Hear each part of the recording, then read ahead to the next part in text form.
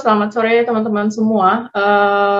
Masih dalam rangkaian 16 hari anti kekerasan terhadap perempuan dan launching channel YouTube Women Voice, komunitas perempuan pengguna nafza di Indonesia. Kita masih bareng Mas Irwan dan Mbak Meli, Mas Irwan dari Aksi dan Mbak Meli dari Fari, melanjutkan obrolan kemarin yang sempat terputus. Kali ini kita akan lebih dalam membicarakan tentang fungsi paralegal dalam pemberian bantuan hukum untuk pengguna nafza. Nanti juga Mbak Meli juga akan cerita tentang pentingnya paralegal perempuan dalam akses bantuan hukum gitu. Terima kasih Mas Irwan dan Mbak Meli masih gabung di sini. Aku akan ke Mbak Meli dulu. Menurut Mbak Meli nih, karena Mbak Meli sudah punya banyak pengalaman dalam memberikan bantuan hukum, bisa diceritakan nggak sih Mbak, menurut Mbak Meli, fungsi paralegal dalam pemberian bantuan hukum khususnya untuk perempuan pengguna nafza itu seperti apa gitu? Maksudnya, apakah ada perbedaan dengan laki-laki pengguna nafza? Apakah ada kekhususan? Silakan Mbak. Ya.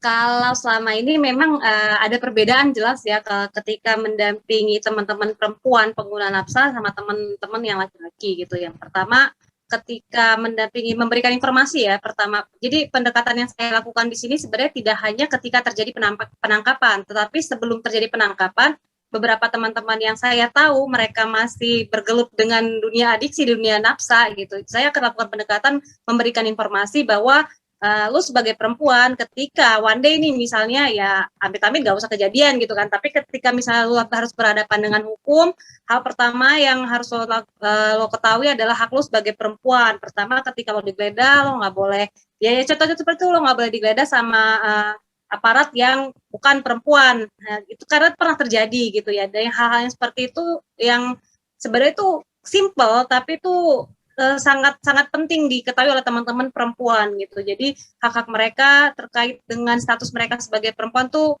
sangat sedikit mereka dapatkan informasi yang kayak gitu. Kalau aku tanya soal fungsi Mbak Meli sebagai paralegal, yang apakah ada perbedaannya gitu, misalnya dengan pengacara, bagaimana paralegal itu memberikan nilai lebih gitu, mengisi gap pemberian bantuan hukum untuk pengguna. Ya. Kalau posisi saya sendiri sebagai perempuan, paralegal perempuan ya, pertama kalau dari sisi klien dan keluarga, pertama banget berkecimpung di paralegal ini itu sering sekali seperti kurang percaya, kurang greget gitu kalau perempuan yang dampingi, karena pernah juga satu pernyataan gitu, satu statement keluar dari keluarga, loh emang perempuan gitu bisa dampingi Mbak? Kadang-kadang kayak gitu tuh antara pengen ketawa sama jadi apa ya, jadi kayak segitu banget sih jadi perempuan gitu kan. Jadi ketidakyakinan keluarga dan klien ketika didampingi oleh perempuan itu juga ada, pertama. Kedua, kalau dari sisi ketika ketika kita berkoordinasi atau berinteraksi langsung dengan aparat penegak hukumnya sendiri, kadang-kadang itu lu paralegal beneran kayak gitu. Jadi ditanyain kayak seolah karena seorang perempuan itu tidak kurang layak untuk menjadi seorang paralegal gitu. Dia nggak tahu aja kalau udah nyocok kayak gimana gitu ya. Itu jadi sering banget di underestimate sih sebenarnya, sama tidak hanya dari aparat penegak hukum tapi juga dari klien dan keluarga kliennya sendiri gitu. Aku akan membahas itu, tapi aku mau ke Mas Irwan dulu. Kalau menurut Mas Irwan, apakah dengan kehadiran paralegal ini kemudian menggantikan peran pengacara, seperti banyak pengacara yang kayaknya insecure adanya paralegal ini? Bagaimana menurut Mas Irwan tuh paralegal tuh berperan dalam artian bersama pengacara itu saling mengisi ruang gitu dalam memberikan akses bantuan hukum? Kalau menurut gue paralegal dan gue lawyer itu sebagai hulu dan hilir. Nah, di mana hulunya adalah paralegal. Dia yang menerima pengaduan, dia yang menginterogasi calon klien, ya kan, dan men-screening segala macam, diberikan data ke gue, nanti baru tim lawyer yang selanjutnya mengunjungi kantor polisi, ya kan. Nah, paling kalau misalkan Contoh untuk case perempuan, ada nggak sih penyidik harus perempuan yang memeriksa dia nanti ketika sudah masuki proses penyidikan? Itu kan juga belum kita ketahui, tapi ada satu case di Polres Jakarta Pusat, kliennya perempuan, penyidikan perempuan juga. Nah, tapi di proses penangkapan tetap lelaki semua. Pengalaman saya sih. Itu kan sulit kita atur ya, siapa yang bisa melakukan penyidikan ya, terutama karena polisi juga penyidik kebanyakan laki-laki. Seharusnya juga bisa dibikin terobosan lah, seperti case anak, undang-undang perlindungan anak, di mana harus ada penyidik anak, ya kan? Ya. Harusnya sih seperti itu, ya kan? Bagi PPN.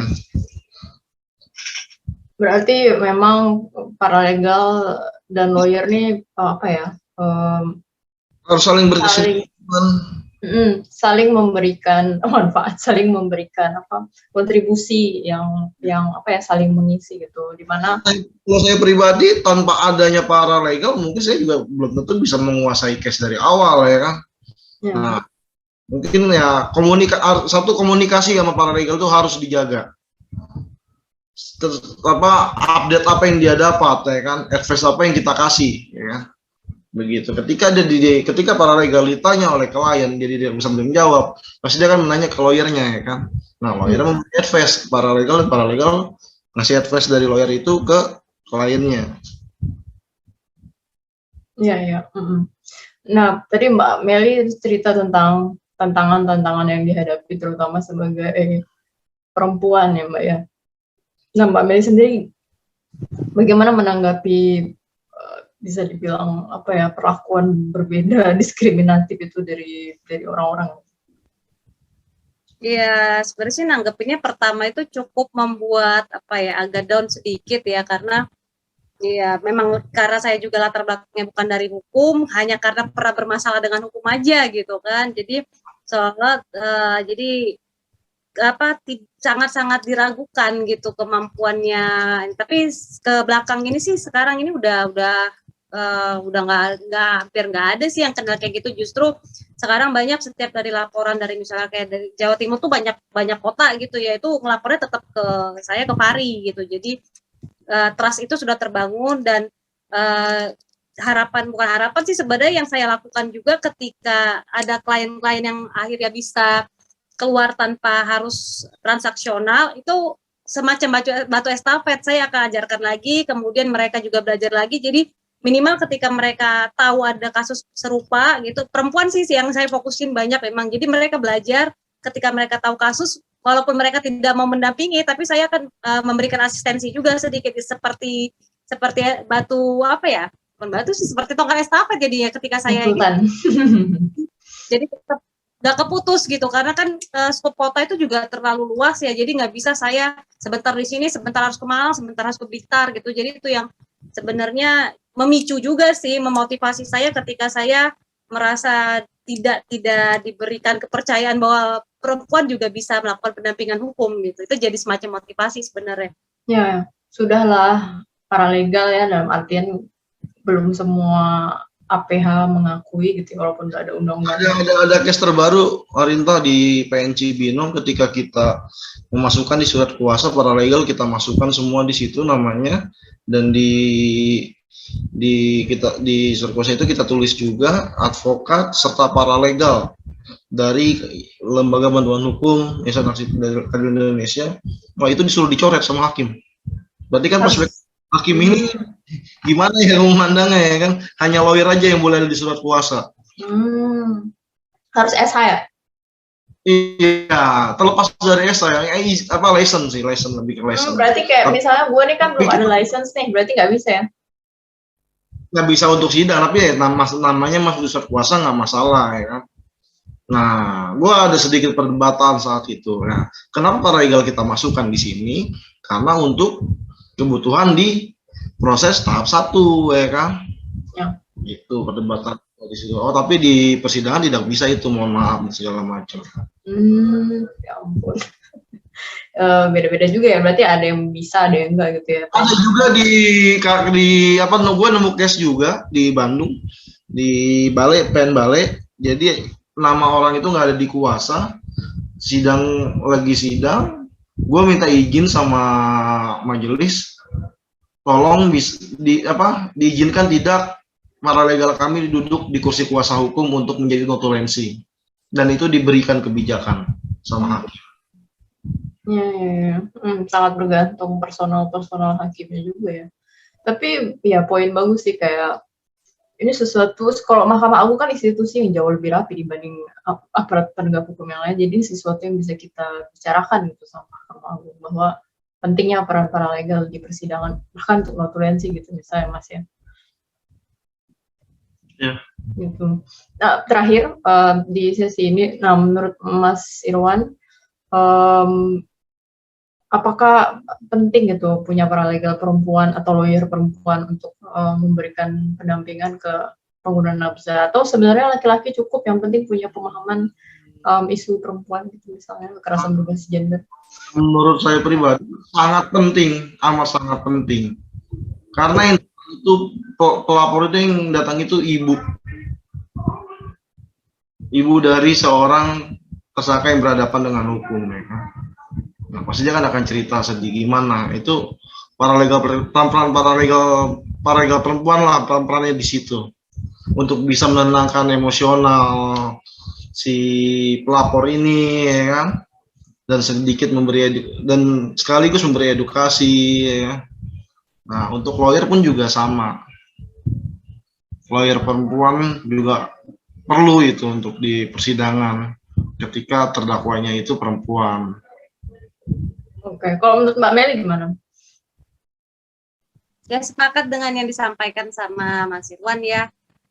Memang itu juga pengalaman langsung juga begitu ya, ketika ada laporan masuk dari keluarga gitu kan, pendekatannya itu sebenarnya akan lebih mudah gitu ya, ketika emosional berperan di situ ya. Biasanya keluarga itu kan datang ya, Mbak ini gimana, anak saya begini begitu. Pernah satu kali juga ngedampingi keluarga yang ibunya tuh sampai kayak nggak bisa napas gitu, pucat gitu ya. Jadi ketika didampingi oleh kita dari Pari, saya waktu itu ke Malang langsung, kebetulan TKP-nya di Malang, saya langsung datang karena dari suaranya aja tuh udah kedengaran bahwa ini orang sedang tidak baik-baik saja keluarga gitu. Akhirnya saya datang, dia dengan kondisi kesehatan yang kayak gitu, secara emosional didekatin, itu sebenarnya lebih chemistry-nya lebih tektok gitu Mbak. Jadi lebih mudah diterima, kemudian hal-hal yang kayak gitu juga lebih enak gitu juga sih komunikasinya dengan si ibu. Biasanya kan kalau anaknya yang ketangkep nih, yang paling sensitif tuh si ibunya gitu ya, yang kayak kata Mas Irwan tadi tuh berperan banget gitu di situ, peran perempuan.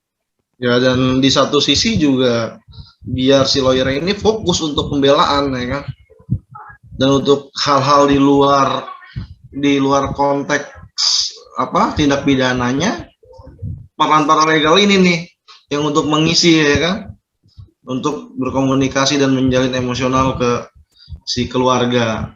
Betul sekali, sepakat. Tapi memang ini yang mungkin kayak semacam luput diperhatikan oleh pemerintah negara gitu, bahwa ketika lawyer kan bisa dibilang pemberi layanan ya, paralegal juga pemberi layanan gitu. Mereka butuh mengetahui cara menghadapi klien yang histeris, bersedih gitu. Sedangkan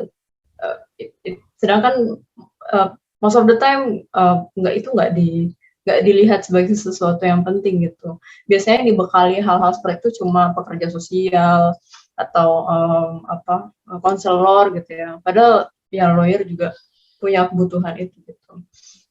Terima kasih Mas Irwan dan Mbak Meli, diskusinya menarik sekali di sesi yang kedua ini. Kita masih ada satu sesi terakhir besok, akan lebih banyak ngobrolin kasus, terutama kasus-kasus yang dihadapi oleh perempuan pengguna nafsa. Mas Irwan dan Mbak Meli akan banyak sharing tentang pengalaman mereka dalam memberikan dampingan. Terima kasih Mas Irwan dan Mbak Meli. Kita ketemu besok. Teman-teman jangan lupa like dan subscribe dan juga komen. Tetap tonton diskusi-diskusi kita selanjutnya. Terima kasih. Terima kasih Arinta, Mbak Meli.